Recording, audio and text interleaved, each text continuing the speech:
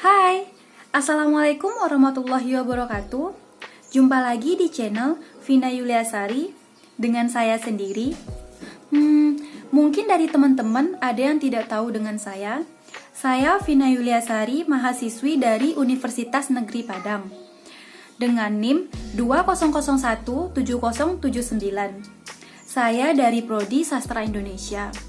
Pada jumpa kali ini, saya akan membahas tentang epistemologi dari mata kuliah dasar-dasar filsafat. Selanjutnya, saya akan menampilkan template PowerPoint yang akan saya presentasikan kepada teman-teman semua.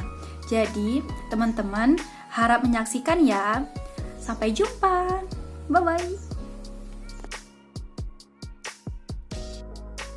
Kita mulai dari pengertian epistemologi.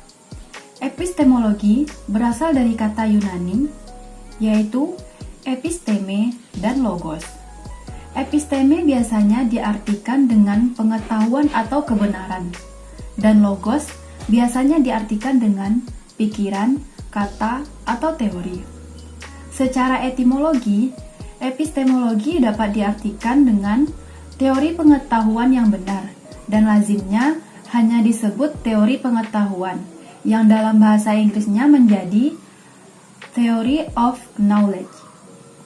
Istilah lain yang setara disebut juga logika material, kriteriologi, kritika pengetahuan, gnosiologi, dan dalam bahasa Indonesia lazim dipergunakan istilah filsafat pengetahuan dari Abbas Hamami M. Istilah yang setara dengan epistemologi ada 5. Yang pertama yaitu logika material. Menyangkut isi pikiran yang berusaha untuk menetapkan kebenaran dari suatu pemikiran ditinjau dari segi isinya. Yang kedua yaitu kriteriologia. Yaitu istilah kriteriologia berasal dari kata kriterium yang berarti ukuran. Ukuran ini untuk menetapkan benar tidaknya suatu pikiran atau pengetahuan tertentu. Istilah setara yang ketiga adalah kritika pengetahuan, sejenis usaha manusia untuk menetap. Kritika pengetahuan menunjuk kepada suatu ilmu pengetahuan yang berdasarkan tinjauan secara mendalam berusaha menentukan benar tidaknya sesuatu pikiran atau pengetahuan manusia. Yang keempat, gnosiologia. Istilah gnosiologia berasal dari kata gnosis dan logos. Gnosis berarti pengetahuan yang bersifat keilahian, sedangkan logos berarti ilmu pengetahuan. Dengan demikian, gnosiologia berarti suatu ilmu pengetahuan atau cabang filsafat yang berusaha untuk memperoleh pengetahuan mengenai hakikat pengetahuan, khususnya mengenai pengetahuan yang bersifat keilahian.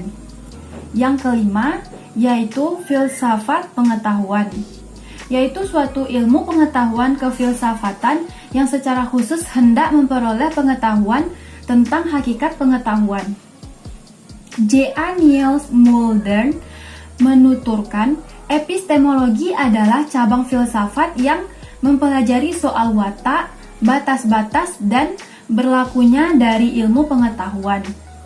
Jacques Feuger mengemukakan epistemologi adalah pengetahuan tentang pengetahuan yang kita miliki sendiri.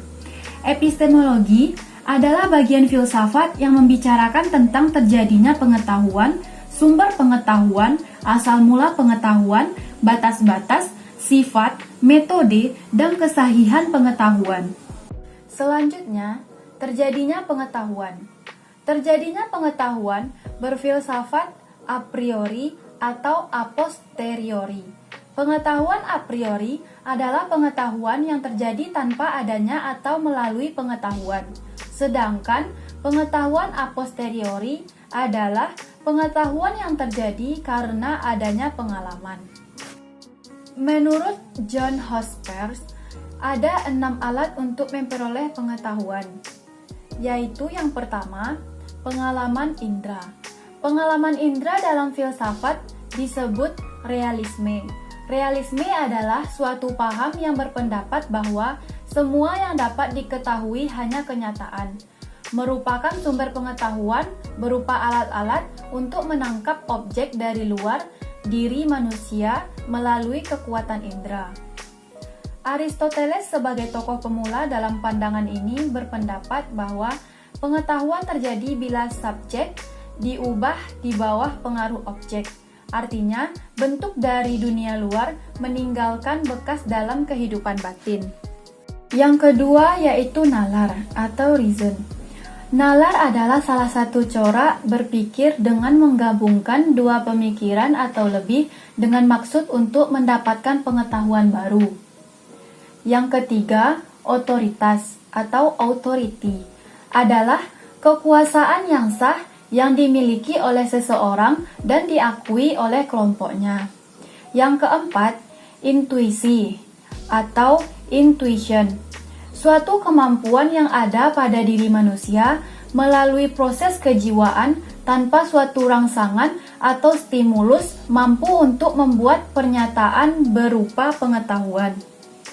Yang kelima adalah wahyu atau revelation. Wahyu adalah berita yang disampaikan Tuhan kepada nabinya untuk kepentingan umatnya. Wahyu dapat dikatakan sebagai sumber salah satu ilmu pengetahuan karena kita mengenal sesuatu dengan melakukan kepercayaan kita. Yang keenam dan termasuk yang terakhir adalah keyakinan atau faith.